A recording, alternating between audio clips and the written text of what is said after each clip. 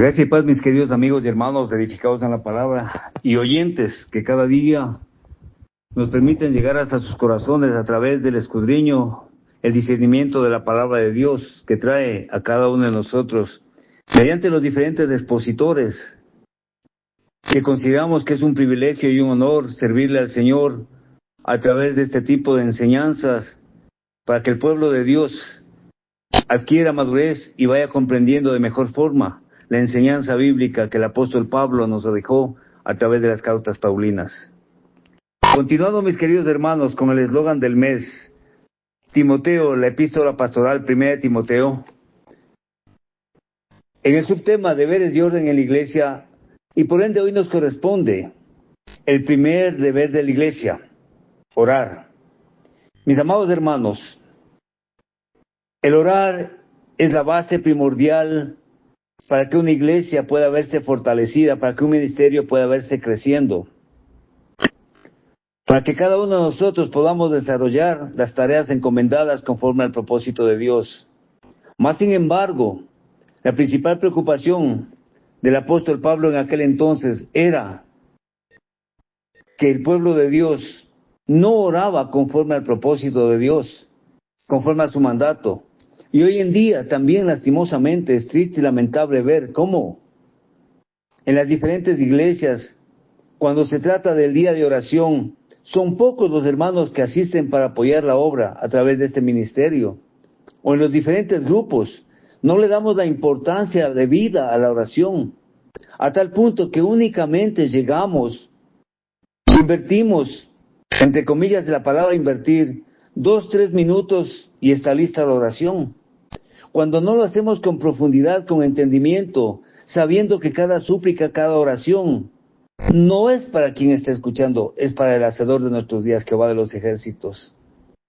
Porque a través de la oración buscamos esa intimidad, esa coinonía, que cada uno de los patriarcas la tuvo, cuando Abraham oró e intercedió por Lot y su familia, para que sean salvados.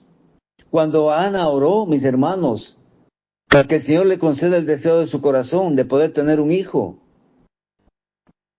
Cuando Daniel, cuando David, cuando Job oraba, mis hermanos, tanto en el Antiguo como en el Nuevo Testamento, vemos a siervos del Señor orando con fidelidad, con pasión, sabiendo que ese es el baluarte principal, o ese es el puente para ser escuchados por nuestro Señor. Vemos también en el Nuevo Testamento a nuestro Señor Jesucristo apartarse por largos periodos de tiempo para en intimidad orar a su Padre. Y precisamente cuando Él inicia el ministerio, lo hace retirándose al desierto 40 días y 40 noches en oración y ayuno. Pablo también oraba con tal pasión, con tal vehemencia, a sabiendas que el Señor le escuchaba su oración, y ese era el privilegio que Pablo tenía. Por eso, mis hermanos, es que Pablo le exhorta a Timoteo que la esencia, la base para el sostenimiento de un ministerio está en la oración. Pero para esto es necesario que revisemos 1 Timoteo capítulo 2, versículo 1 al 8, que al tenor de la palabra dice así: exhorto ante todo a que se hagan rogativas, oraciones, peticiones y acciones de gracia por todos los hombres, por los reyes y por todos los que tienen autoridad, para que vivamos quieta y reposadamente en toda piedad y honestidad. Esto es bueno y agradable delante de Dios, nuestro Salvador, el cual quiere que todos los hombres sean salvos y vengan al conocimiento de la verdad.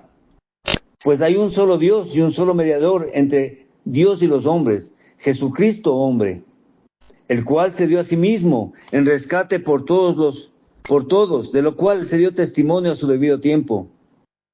Para esto yo fui constituido predicador, apóstol y maestro de los gentiles en fe y verdad. Digo la verdad en Cristo, no miento. Quiero pues que los hombres oren en todo lugar, levantando manos santas, sin ira, sin contienda. Esa es la petición del apóstol Pablo. Ese es el sentir de su corazón para que el pueblo de Dios se vea fortalecido. Orar por todos los hombres con rogativas, oraciones especiales, peticiones, acciones de gracia. No solamente para pedir, sino también para dar gracias al Creador. Orar por las autoridades civiles para que vivamos quieta y reposadamente. Para que vivamos en toda piedad y honestidad. Orar para que todos los hombres sean salvos, sabiendo que Dios es nuestro Salvador y quiere que todos los hombres sean salvos. Por eso es que Él envió a su Hijo Jesucristo, para que nadie se pierda. Porque hay un solo Dios, no los muchos dioses o imágenes que ha hecho el hombre. Hay un solo mediador entre Dios y los hombres, y es nuestro Señor Jesucristo. Porque Cristo mismo es el que pagó el rescate por nosotros.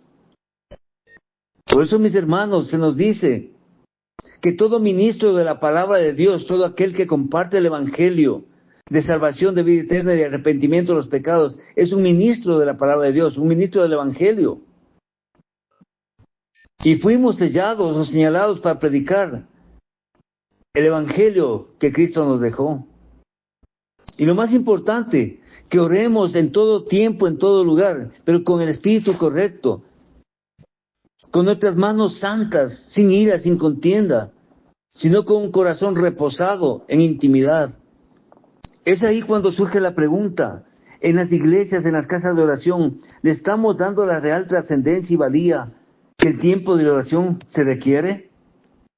Hay hermanos que bajo el argumento que no necesitan orar demasiado tiempo, lo hacen 1 o 2 minutos, es decir, micro oraciones. Quizás porque lo hacen a la carrera, quizás porque se acordaron en ese momento que debían presentar una oración. Y se olvidan que el tiempo de oración es un tiempo, un privilegio de intimidad, de relación entre el Padre y nosotros a través de Cristo. No se trata de hacer oraciones a la carrera. Tampoco se trata de hacer oraciones repetitivas, sino de tener esa comunión, esa intimidad cuando intercedemos por algún ministerio, mis hermanos.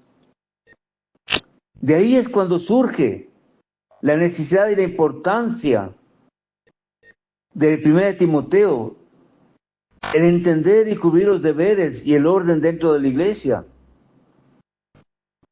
Sí, mis hermanos, y el primer orden dentro de una iglesia es el orar por todos los hombres, por las personas. Y no debemos omitir la oración por alguna persona, en lo absoluto. Aún mucho más debemos orar por aquellas personas que quizás sin darse cuenta están siendo fuente de tropiezo en medio de nuestra vida. Orar por el grande, por el chico, el educado, el inculto, aquel que se cree importante, por aquel que se cree insignificante, por el rico, por el pobre, por los líderes y los seguidores, por el joven y el anciano, por el amigo y el enemigo. Y como pueblo de Dios nosotros no deberíamos tener enemigos, porque la palabra nos exhorta que debemos nosotros aprender a perdonar. Es decir, sin embargo, en 1 Timoteo nos está diciendo Pablo que debemos orar por todos los hombres, sin importar su condición social, sin importar la relación que él tenga con nosotros. No debemos omitir, ignorar o pasar por alto a alguien. Es más, por aquellas personas que quizás nosotros sentimos que nos están confrontando, debemos orar mucho más por esas personas, mis hermanos. Por eso dice, os exhorto, paracaleo, a orar, lo que significa que nos está animando al mismo tiempo, dando una orden, un mandamiento.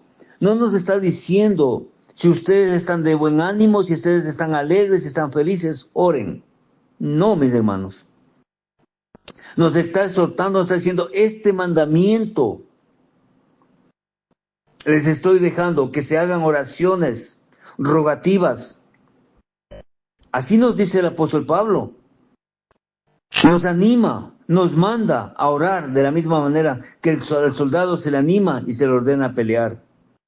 Por eso dice, ante todo, destaca cuán importante es la oración. Está por encima de todo lo demás cuando dice ante todo. Es de suprema importancia y valía. Coloca la oración en primer lugar cuando dice ante todo. Exhorto o mando ante todo, mis hermanos.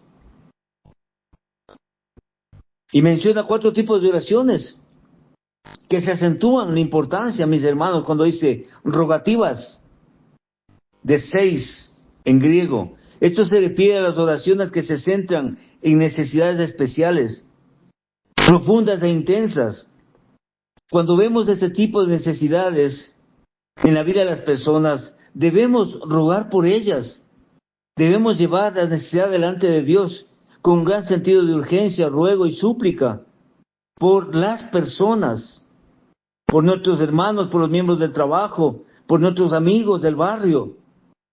La idea es la de un intenso y profundo quebrantamiento delante de Dios, en el nombre de otros, para que Dios ayude y salve a esas personas, para que ellos puedan tener ese encuentro personal con Cristo. No se trata, mis hermanos, de orar solamente para mí, para mí, para mí, para mí. Se trata de interceder por los demás, especialmente por aquellos que están necesitados de la palabra de Dios. Mis hermanos, un edificio cuando se levanta lo primero que se pone son los plintos, las bases estructurales, para que la casa soporte el peso, las vibraciones, para que soporte el paso de los años. De la misma manera, todo ministerio tiene que estar cimentado en la oración de su pueblo. Una iglesia que desea crecer debe cimentar en la oración de su pueblo, de la grey. Cuando tenemos un pastor que queremos que el Señor sea bendiciéndolo, la casa de oración entera tiene que orar por ese pastor. Y no solamente por sanidad física, sino también por sanidad espiritual, para que no se extravíe de la sana doctrina. Por eso, ¿cuán diferente sería el mundo? Nuestra comunidad, nuestra familia, si realmente llevábamos los nombres y necesidades de las personas delante de Dios, si suplicáramos por ella con intenso quebranto y llanto, como lo hacía Jesús, cuando Él oraba por sus siervos, por sus apóstoles, por sus discípulos, por nosotros mismos cuando Él oraba. ¿A cuántos seres queridos podríamos salvar y ayudar a través del compartimiento de la palabra de Dios? Cuando oramos, nos quebrantamos, hacemos ayuno, oración, para que esa vida sea tocada para Cristo. ¿A cuántas de nuestras personas de nuestra comunidad podríamos hacerle ver esa luz al final del túnel oscuro? Para que ellos busquen la salvación y la vida eterna a través de ese encuentro personal con Cristo. ¿Los problemas dejarían de existir en nuestra sociedad en menor grado? Sí, desde luego, mis hermanos. Porque estaríamos enfocados en la oración y no estaríamos enfocados a vivir vidas egoístas, en donde simplemente oramos por nosotros. En la mañana una oración de 2 minutos y salimos a la carrera al trabajo. En la noche muchas veces nos olvidamos de orar. Nos olvidamos de quebrantarnos, nos olvidamos de orar por la iglesia, por los miembros de la iglesia, por los ministerios, por los líderes, por los ancianos, por los necesitados, los enfermos, las viudas, los huérfanos, por aquellos hermanos que quizás se están enfriando dentro de la casa de oración, porque quizás nuestras actitudes mismas le están llevando a eso. Y sin embargo nos hemos olvidado de orar por ellos. Por eso las Escrituras declaran enfáticamente, mis hermanos, no tenéis lo que deseáis porque no pedís, en Santiago 4:2. En segundo lugar, también nos pide oraciones, que se hagan con oraciones. Proseuchas se refiere a los momentos especiales de oración que apartamos para el devocional y la adoración. Debemos fijar tiempos para orar, momentos de apartarnos de la gente, del ruido, para adorar a Dios, y en los que oramos por todos los hombres. ¿En qué se diferencia con la anterior? La anterior decía rogativas, acá decimos orar, interceder, adorar a Dios a través de nuestra oración, para que Él sea escuchando y sienta como aroma agradable la oración que elevamos hacia el Señor. También nos dice con peticiones. Se refiere a la oración valiente, a ponerse de pie delante de Dios. Yo más bien diría a ponernos de rodillas delante de Dios, a favor de otra persona, sabiendo que Cristo es nuestro intercesor, el que se coloca entre Dios y nosotros a nuestro favor.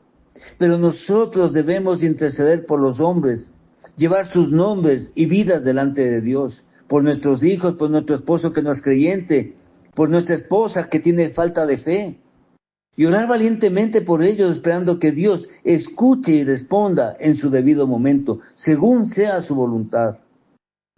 Y todo esto en el nombre de Cristo. Debemos interceder por todos los hombres, ponernos en la brecha y constantemente pedir a Dios con denuedo y pidiéndole su misericordia y gracia para salvación y liberación de pecados. Y en el versículo 1, en cuarto lugar, dice, con acciones de gracia. Con acciones de gracia por todos los hombres. Eucaristías, esto significa que le agradecemos a Dios por escucharnos y respondernos, y agradecerle por lo que ha hecho, por lo que hará a favor de todos los hombres. Y el Salmo 6:9 nos dice con claridad, el Señor ha inclinado su oído y ha escuchado mi oración. Esa es la promesa más que real y verdadera.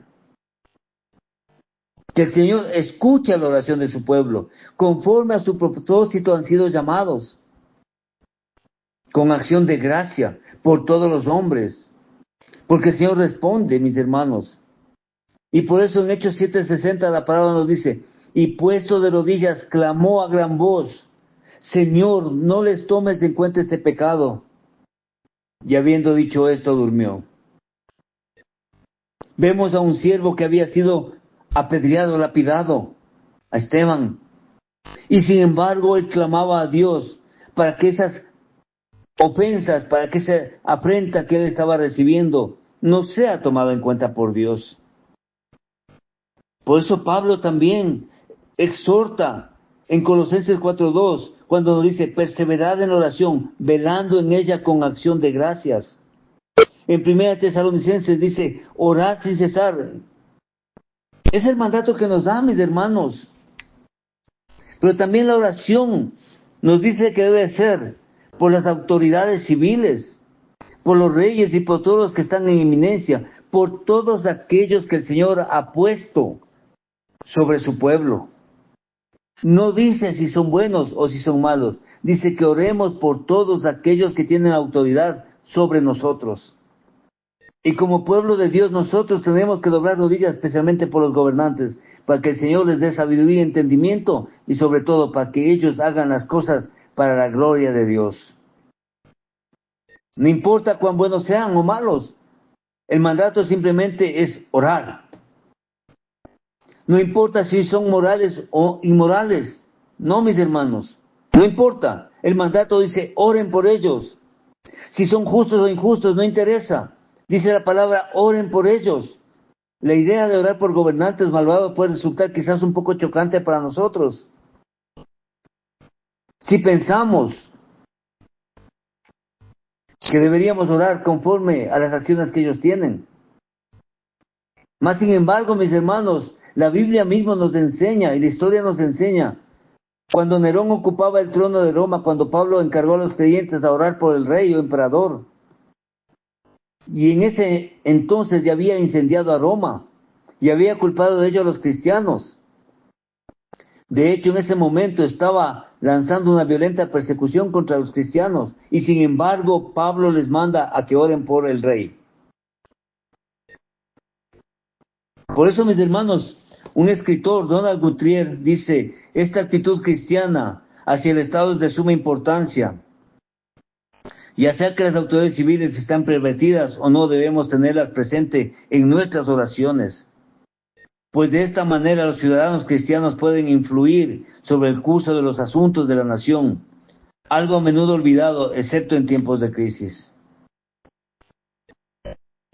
Y Matthew Henry también nos dice, oren por los reyes, aunque los reyes en este momento sean paganos, porque así sean enemigos del pueblo y perseguidores de los cristianos. porque es por el bienestar público que deben existir los gobiernos civiles y las personas adecuadas a quienes se les ha encargado su administración. Y si usted cree que su pastor no está haciendo las cosas conforme al propósito de Dios, ore por él, doble rodillas por él, ayune por él, haga vigilia por él, por su pastor. Por eso, mis hermanos, debemos entender que existen dos razones por las que debemos orar por los gobernantes. Primera, oramos por los gobernantes para que podamos vivir quieta y reposadamente. La única forma en que los ciudadanos de una nación pueden estar quietos y reposadamente solamente es cuando el gobernante está lleno de sabiduría y conocimiento, de moral y justicia, de valor y osadía, de compasión y comprensión. Por lo tanto, como creyentes, mis hermanos, debemos orar para que los gobernantes sean llenos hasta rebosar, para que puedan traer paz a la nación y seguridad de toda la tierra. Solo entonces los ciudadanos del país podrán vivir quieta y reposadamente. Y más aún, quienes servimos a Cristo. Porque lastimosamente hay varios países hoy en día en donde ser cristiano se le considera un delito. Segundo, debemos orar por los gobernantes para que podamos vivir con toda piedad y honestidad. Los creyentes quieren libertad de adoración para todos los ciudadanos. Quieren libertad de oración y libertad de vida y elección, el derecho a adorar y vivir para Dios sin ser combatidos ni perseguidos. Hoy en día vemos en países de tendencia musulmana, árabe, en donde los cristianos están siendo asolados, están siendo exterminados. Por eso es necesario orar por esos gobernantes, porque queremos libertad y elección, el derecho a vivir honestamente y con significado y con propósito. Nuestro propósito es servir a Dios. Mis hermanos amados, edificados en la palabra y amigos oyentes, hoy en día las personas anhelan la libertad para vivir y escoger. ¿Pero qué quieren escoger? Una libertad para adorar. Y por ende, nosotros debemos orar por los gobernantes de este tiempo. Y la palabra nos dice claramente en Tito 3:1, recuérdales que se sujeten a los gobernantes y autoridades, que obedezcan, que estén dispuestos a toda buena obra. También en 1 de Pedro capítulo 2 versículo 17 dice, honrad a todos, amad a los hermanos, temed a Dios, honrad al rey. No es una excepción, no es una excusa, es un mandamiento, una obligación, amad al rey y orar por el rey, orar por los gobernantes de este tiempo. Pero para eso también debemos entender claramente, mis hermanos, debemos entender que Jesucristo es el mediador para obtener el perdón de los pecados, la salvación y la redención de nuestras vidas a través de Él. Por eso nos dicen, oren para que todos los hombres sean salvos, tanto gobernantes como ciudadanos grandes y pequeños. Por eso, en primer lugar, Dios es nuestro Salvador y quiere que todos los hombres sean salvos y vengan al conocimiento de la verdad. Es por eso que Dios mismo nos amó tanto que le entregó a su Hijo, al unigénito, para que Él sea sacrificado por nuestros pecados y nuestra vida. Cuando decimos Dios nuestro Salvador, es uno de los grandes títulos de Dios, la fuente de nuestra salvación. Dios es la primera persona que se preocupó y amó al hombre. Dios nos ama y nos quiere, y no desea que nadie perezca. Por tanto, ha tomado la iniciativa y ha provisto del Cordero para el sacrificio para que seamos salvos. Por eso, mis hermanos, Dios quiere que todos nosotros seamos salvos, y eso debemos grabarnos en nuestra mente y en nuestro corazón. Pero no como una manera de un decreto. Dios no ha decretado que todos los hombres sean salvos. Esto es evidente cuando vemos las vidas impías y perversos de muchos que viven. Dios quiere que seamos salvos, y por eso en Juan 1:12 nos dice, y todos los que recibieron y en su nombre fueron salvos, y todos los que recibieron y en su nombre fueron salvos, se les dio el privilegio de ser llamados hijos de Dios. Todos los que recibimos a Cristo nuestro Señor como Salvador, y se nos dio la salvación, la vida eterna, a través de Cristo. y se nos dio el privilegio de ser llamados hijos de Dios. Sí, mis hermanos. Por eso es que Pablo exhorta en la carta a Timoteo, para que vengamos al conocimiento de la verdad. Pero ¿cuál es la verdad que Cristo quiere que nosotros conozcamos? Que hay un solo Dios, Jehová de los ejércitos, un solo Dios y un solo mediador, que se dio a sí mismo por rescate por todos nosotros, para que seamos salvados del pecado, la muerte y el juicio venidero. Y ese intercesor o ese mediador es nuestro Señor Jesucristo, que con su muerte nos dio la libertad, que con su muerte nos dio ese privilegio de ser llamados hijos de Dios, porque a través de su sangre fuimos redimidos, restaurados, restablecidos a la esencia natural. Dios nos ama tanto, mis hermanos, que ha provisto del camino para que el hombre sea salvo. Ese camino, esa verdad que Dios quiere que nos conozcamos, se llama Jesucristo. Y por eso en el libro de Juan capítulo 14 versículo 6 nos dice la palabra: Jesús le dijo, yo soy el camino y la verdad y la vida. Nadie viene al Padre sino por mí.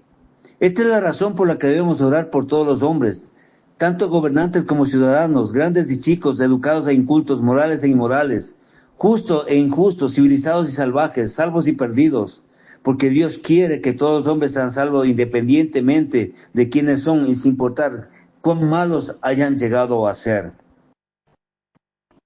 Y en Ezequiel 33:11 nos dice la palabra: diles, vivo yo, dice Jehová el Señor, que no quiero la muerte del impío, sino que se vuelve el impío de su camino y que viva.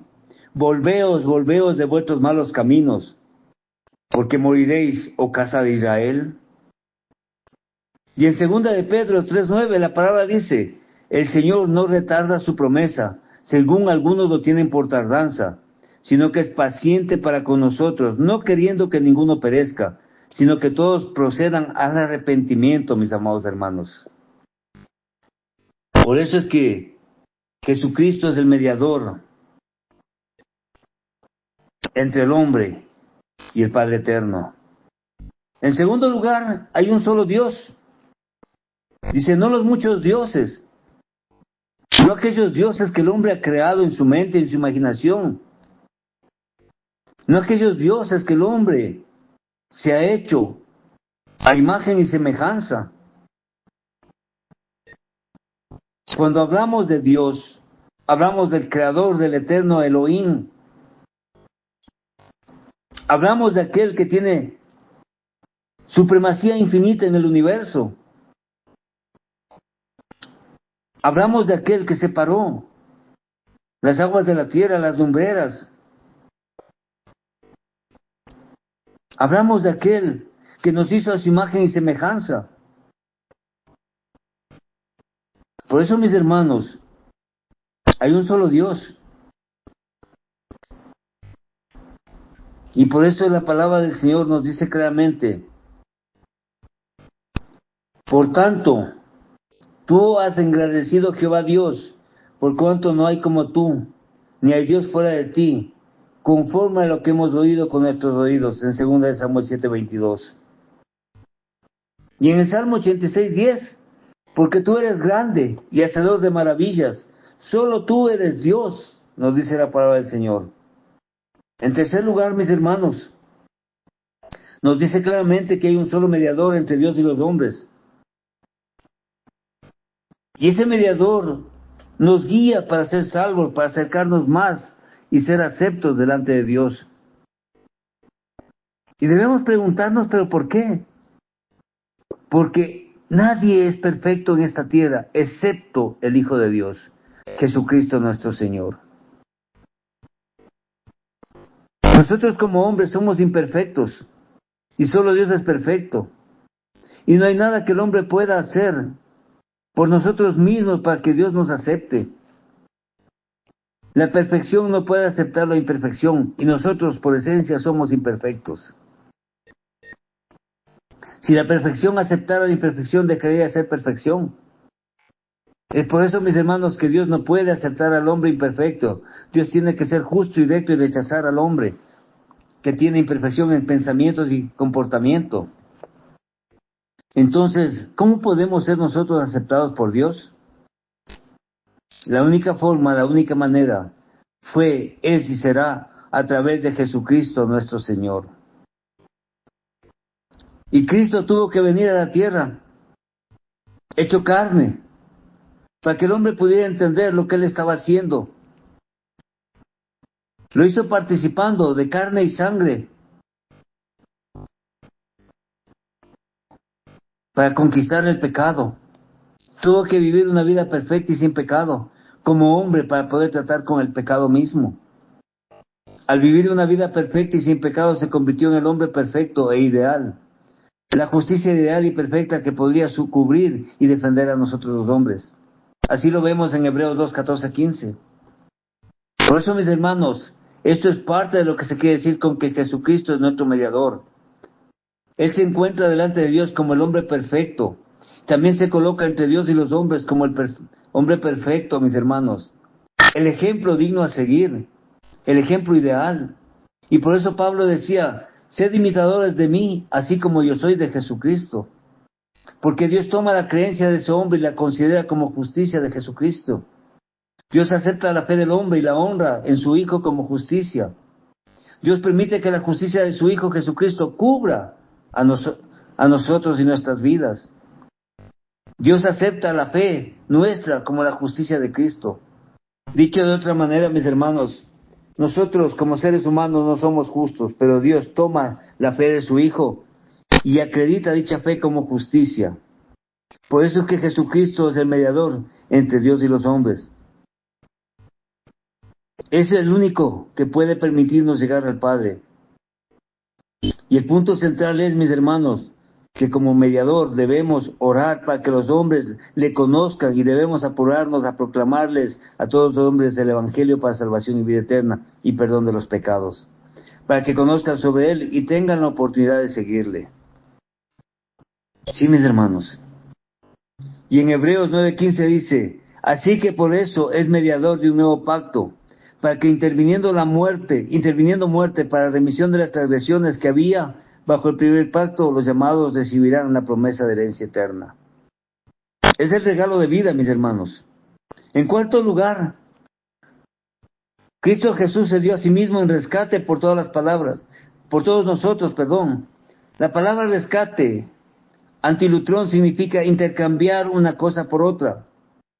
Cristo Jesús intercambió su vida por la vida de un hombre pecaminoso, la nuestra.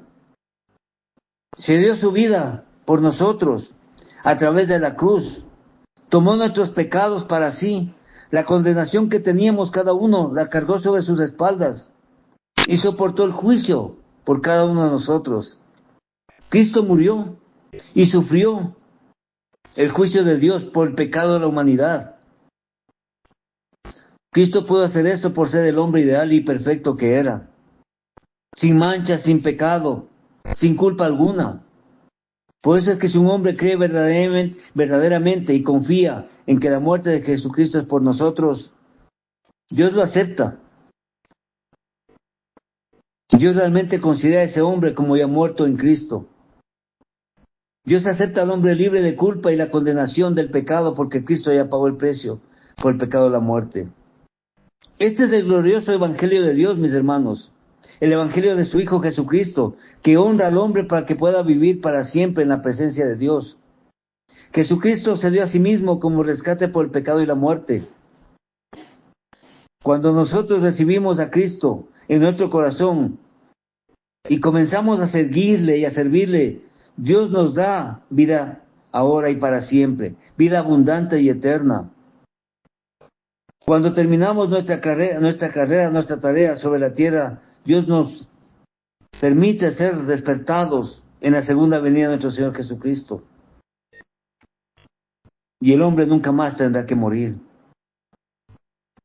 Por eso dice la frase, de lo cual se dio testimonio a su debido tiempo, significa que Dios envió a su Hijo cuando se cumplió el tiempo, cuando llegó el momento preciso de que Cristo viniera a la tierra. De ahí radica la importancia, mis hermanos, de orar constantemente. Porque en Efesios 1:7 nos dice, en quien tenemos redención por su sangre, el perdón de pecados según la riqueza de su gracia, en Cristo Jesús. En Cristo Jesús, mis hermanos. Por eso es que los ministros de la palabra de Dios son ordenados, señalados para predicar la salvación de Dios. Y Pablo dijo 3 cosas sobre sí mismo. Que Dios había constituido a Pablo como predicador. Era un heraldo, un embajador designado por un rey para ir a proclamar su mensaje. El ministro es un predicador enviado por Dios a predicar la verdad de Jesucristo, que es mediador entre Dios y los hombres, que se dio a sí mismo por rescate de nosotros. Y por eso en la palabra de Dios nos dice en 1 Corintios 9:16, pues si anuncio el Evangelio no tengo por qué gloriarme, porque me es impuesta necesidad, y ay de mí si no anunciar el Evangelio. Ve, Dios había constituido a Pablo apóstol, alguien que ha sido enviado como un testigo muy especial en una misión muy especial. El ministro del Evangelio, de la palabra de Dios, se le envía con esa misión especial de dar testimonio y testificar de que Jesucristo es el único mediador y de lo que Él hizo en la cruz por nosotros, que Él pagó por rescate de nuestras vidas. Y por eso dice en Juan 15:16, no me elegisteis vosotros a mí, sino que yo os elegí a vosotros, y os he puesto para que vayáis y llevéis fruto, y vuestro fruto permanezca, para que todo lo que pidierais a mi Padre en mi nombre, Él os lo dé. C. Dios había constituido a Pablo maestro, didáscolos, una persona que instruye a los demás en la fe y en la verdad de la palabra de Dios. Es el don de arraigar y cimentar a las personas en la doctrina, amonestación, corrección y rectitud. Y Pablo hace énfasis en su llamamiento de parte de Dios, cuando dice, digo verdad, en Cristo no miento. Dios le había llamado a proclamar y enseñar la salvación en Cristo. Sin embargo, había algunos en Éfeso, que cuestionaban el llamamiento y el ministerio de Pablo. La idea era que Dios había llamado a los ministros a proclamar la fe y la verdad del mediador y el gran rescate que pagó por la salvación del hombre. Por tanto, debemos orar por todos los hombres para que reciban el mensaje del ministro del Evangelio y sean salvos a través de Cristo Jesús.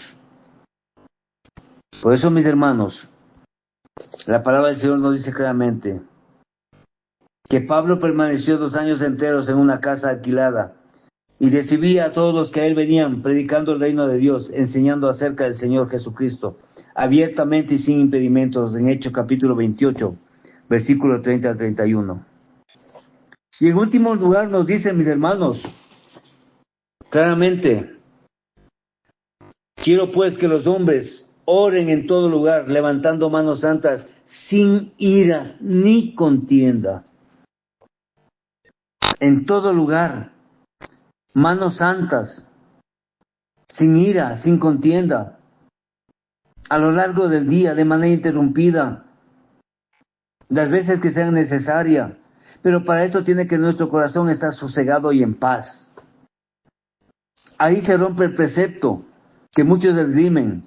No quiero hacer repeticiones, no quiero orar por orar, y sin embargo se toman apenas 2-3 minutos para orar. ¿Qué intimidad tenemos con el Señor en 2-3 minutos, mis hermanos? ¿Qué intimidad tenemos? Debemos orar por el hogar, por la iglesia, por la comunidad, por la ciudad, por el país. Debemos orar por aquellos países en donde los cristianos están siendo perseguidos. Debemos orar y seguir orando sin cansarnos, con denuedo. Porque nuestro corazón así debe estar. Orando con manos santas. Es decir, sin haber tocado cosas prohibidas. Sin haber levantado la mano contra nuestras esposas. Manos santas. nos pide el Señor. Por eso en Salmo 66, 18 dice, si en mi corazón hubiese yo mirado a la iniquidad, el Señor no me habría escuchado. De ahí la necesidad de tener manos santas, mis hermanos, sin contienda ni iras en el corazón. Dios no nos acepta a menos que aceptemos a los demás. Dios no nos perdona a menos que nosotros perdonemos a los demás. Por eso Mateo 6:15 nos dice, mas si no perdonáis a los hombres sus ofensas, tampoco vuestro Padre os perdonará a vosotros vuestras ofensas. Y en Mateo 5:23, 24 nos dice, por tanto, si traes tu ofrenda al altar y allí te acuerdas de que tu hermano tiene algo contra ti, deja allí tu ofrenda delante del altar, anda, reconcíliate primero con tu hermano y entonces ven y presenta tu ofrenda. Levantando manos santas, dice la palabra. Debemos orar sin dudar. No tiene sentido orar si no creemos en las promesas de Dios, si no creemos que Dios nos escucha. Y el Salmo 32 dice, al Señor clamé y Él me sanó. Es un claro sinónimo de que el Señor escucha nuestra oración. Pero si le pedimos dudando, con desconfianza, creyendo que nunca va a respondernos, es lógico que esa ola en nuestro corazón no permitirá que el Señor responda apropiadamente. Porque no confiamos en su presencia, porque no hemos entendido los atributos de Dios en nuestra vida. Por eso, mis hermanos, tenemos que creer en Dios cuando oramos y tenemos que creer en Jesucristo, su Hijo, como intercesor. Por eso en Marcos 11:24 nos dice, por tanto os digo que todo lo que pidéis orando, creed que lo recibiréis y os vendrá. Creéis que lo recibiréis. Pero también debemos ser claros en algo, mis hermanos, que conforme al propósito y la voluntad de Dios, no conforme a nuestro propósito, no conforme a nuestra voluntad, sino conforme al mandamiento de Dios. Conforme a lo que el Señor tiene preparado para nosotros. Porque no podemos ser como las olas del mar que van y vienen, mis hermanos. Por eso, mis queridos hermanos edificados en la palabra y amigos oyentes, el primer deber de la iglesia es orar y enseñar a orar bajo la palabra de Dios. Tener esa intimidad, esa coinonía, tener ese encuentro cada día de manera personal con el Creador a través de Cristo Jesús. No importa el ministerio que tú tengas, si no hay oración no hay santidad. Y es la parte esencial de nuestro ministerio. Si tú, mi amado hermano, si tú, mi amada hermana, perteneces al grupo de oración y estás haciéndolo a la carrera, debes entender el mensaje que hoy Pablo nos trae a través de la epístola de Timoteo. Orar no involucra correr. Orar involucra tener tiempo de intimidad con el Padre Celestial. Orar significa entregar mis cargas, interceder por aquellos que necesitan. Y si tú lo haces en 2-3 minutos, son oraciones repetitivas. Necesitamos volver a la esencia, a la base, a la sana doctrina. Orar como Cristo lo hacía. Buscar el lugar apartado, fijar ese sitio especial en donde el Señor nos ministra en nuestro corazón. Mis queridos hermanos, edificados en la palabra y amigos oyentes, que nos permite llegar hasta su hogar, que la palabra de Dios sea viva en sus corazones y que la enseñanza quede grabada y clara y puesta por obra. El primer ministerio dentro de la iglesia, dentro del hogar, es la oración. Para mantener una familia unida, una familia con un templo inquebrantable, una casa de oración fortalecida, es únicamente a través de la oración. Que el Señor sea bendiciendo su santa palabra. Desde Quito, Ecuador, su hermano en Cristo, Edwin Balseca Jaramillo, de la Iglesia de Dios, séptimo día. Esto es para la honra, honor y gloria de Jehová de los ejércitos. Paz a vosotros, carísimos hermanos.